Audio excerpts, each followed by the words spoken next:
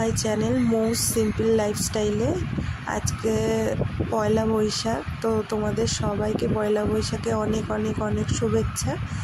তো সারাদিন সকাল থেকে অনেক কাজই করি, তো আজকের দিনে সকালবেলায় সমস্ত কিছু নতুন পাচ্ছি। তো বিছনার চাদর, তারপরে বালিশের ওয়ারফার নতুন কিনেছিলাম, তো সেগুলো পাচ্ছি। তো ভিডিওটা ফুল দেখতে থাকো, আশা করি ভালো লাগবে।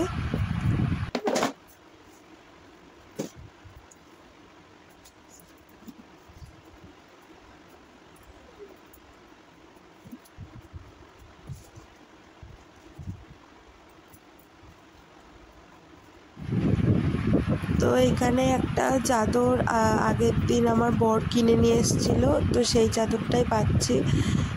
চাদরটা অনেক সুন্দর হলেও দেখবে, আমি দেখাবো, চাদরটা অনেক সুন্দর, কিন্তু চাদরটায় দুটো বালিশের ওয়ার আছে আর কোল বালিশের ওয়ার নেই।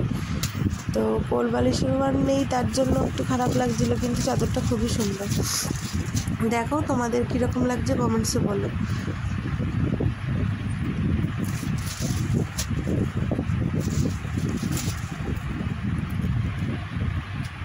এই দেখো দুটো বালিশের ওয়ার দিয়েছে। কোল বালিশের ওয়ার দিলে কি এমন মহাভারত অশুদ্ধ হয়ে যেত। প্রত্যেকটা মেয়েরই বিয়ে হওয়ার পরে তার শ্বশুরবাড়িতে যেই নিজের ঘরটা হয়, সেই ঘরটাকে নিজের মতন করে গুছিয়ে নেয়। তো আমিও সেই কাজ করছি বিয়ের পর থেকে। যদিও আমার সংসারে সেরকম একটা বেশি জিনিস নেই, আমরা একদম নিম্ন মধ্যবিত্ত পরিবার থেকে বিলং করি, তা সত্ত্বেও নিজের মতন করে কিছু কিছু জিনিস দিয়ে সংসারটাকে গুছিয়ে নেওয়ার চেষ্টা করি। প্রত্যেকটা মেয়েরই স্বপ্ন থাকে যে তার নিজের সংসারের মতো নিজের হাতে সব কিছু করার আনন্দটাই আলাদা। কিছু না থাকার মধ্যে থেকে কিছু কিছু জিনিস আস্তে আস্তে নিজে তৈরি করে নিয়ে সেই জিনিস নিজের স্বপ্নটাকে পূরণ করার আনন্দটাই আলাদা, আমি সেটা বিশ্বাস করি। তো একবারে সব কিছু পেয়ে গেলে তো হয়েই গেল, তবে নিজে কষ্ট করে জিনিসটাকে অর্জন করার আনন্দটাই অনেক। তো এইভাবে এগিয়ে যেতে চাই। এই প্ল্যাটফর্মে আসার একটা মাত্রই কারণ, কিছু কিছু না পাওয়া তো মানুষের থেকেই যায়। তো তারপরে একটা মেয়ে হয়ে নিজের পায়ে দাঁড়ানোর একটা ইচ্ছা, যেহেতু ছোট বাচ্চা থাকার কারণে বাইরে গিয়ে কোনো জব করা সম্ভব না বেশিরভাগ মেয়েদের ক্ষেত্রে, তো তার জন্য এই প্ল্যাটফর্মটাকে বেছে নিয়েছি। জানি না কতদূর কী করতে পারবো, কতদূর এগাতে পারবো। তো তোমরা যদি সাহায্য করো, তোমরা যদি ভিডিওগুলোকে ভালোবাসো, তো তাহলেই আমার সব কিছু সম্ভব হবে। অনেক অনেক অনেক অনেক স্বপ্ন আছে, সেগুলো পূরণ করতে পারবো। তো জানি না কী হবে, তো আশা করি তোমাদের ভিডিওগুলো হয়তো ভালো লাগবে। আর যদিও প্রথম হয়তো পারি না, তাই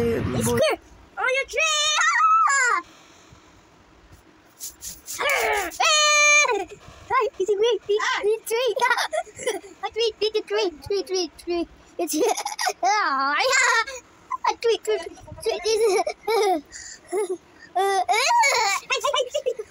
Hey, it's my heart. Hey, it's a baby.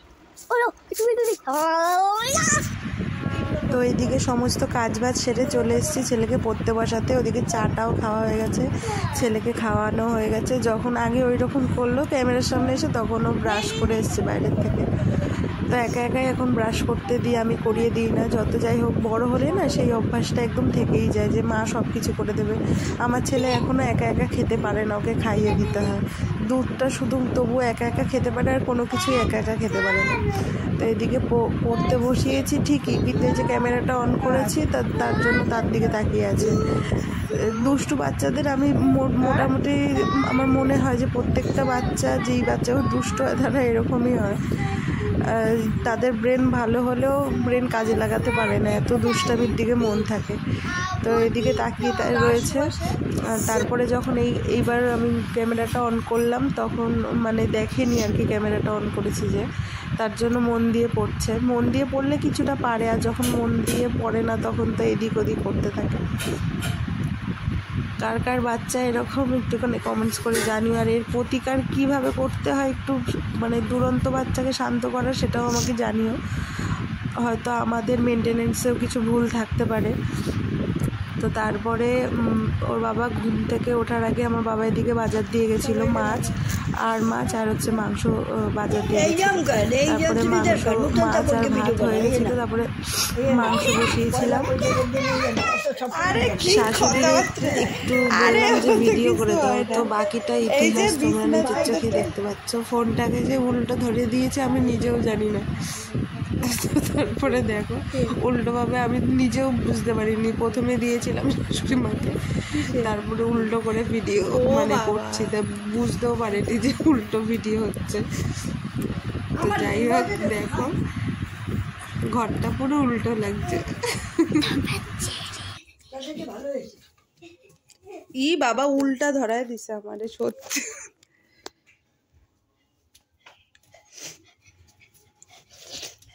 মনারে জামা কাপড় পরাবে ভালো, নিজে একটা ভালো নতুন পরবে। কালকে যে হাতা কাটা 120 টাকা 30 টাকাও বড় বানাই দিয়েছে। 150 টাকার ভালো ছিল।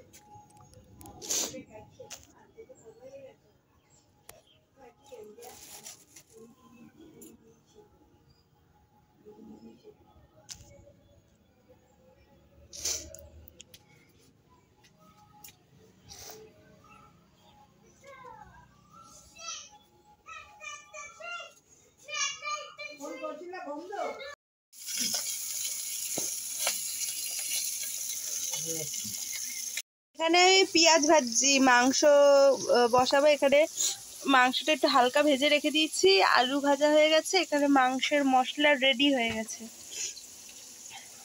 এবার মাংসটা হলেই ই বাবা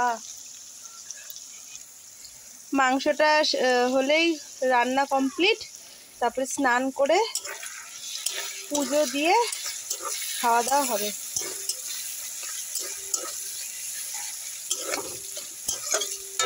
কে এইভাবে মাংস রান্না করো কমেন্টসে বলো।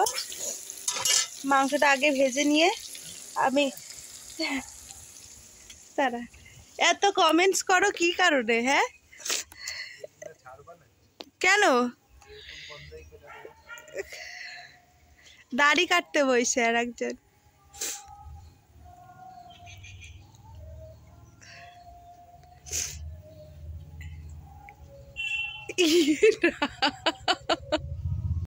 তোমাকে এই জামাটা কে দিয়েছে? হ্যাঁ ঠিক করে বলো। আর কে কে দিয়েছে তোমাকে জামা? আর আর আর বাবা দেয়নি? বাবা দিয়েছে জামা?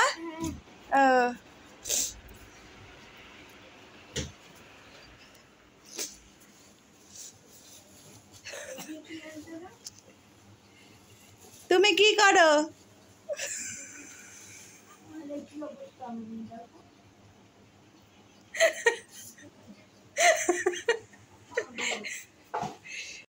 হয়ে গেছে, আমি যাব স্নান করতে। অনেকটা দেরি হয়ে গেছে, তো দেরি হয়ে গেছে।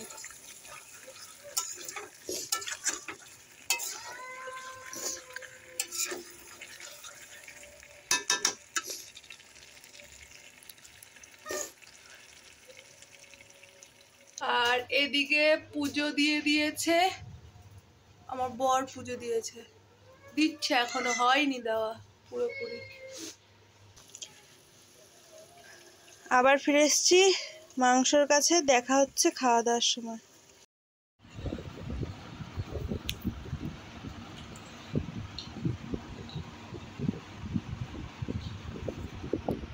আর এদিকে 5 মিনিটের জন্য নিজের জন্য একটু সময় বার করলাম।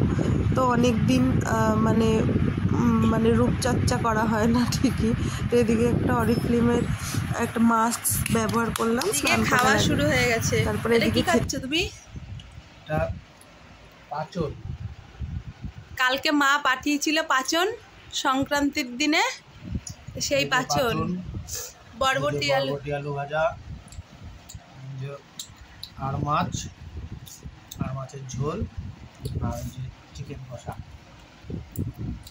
দইটা লুকিয়ে আছে, এই যে দইটা লাস্ট পাতে দই খাবে। এখন আমিও নিয়ে বসে গেছি, এখন খাওয়া দাওয়া করি। তো আজকে এই পর্যন্তই, বিকালে ঘুরতে যাব।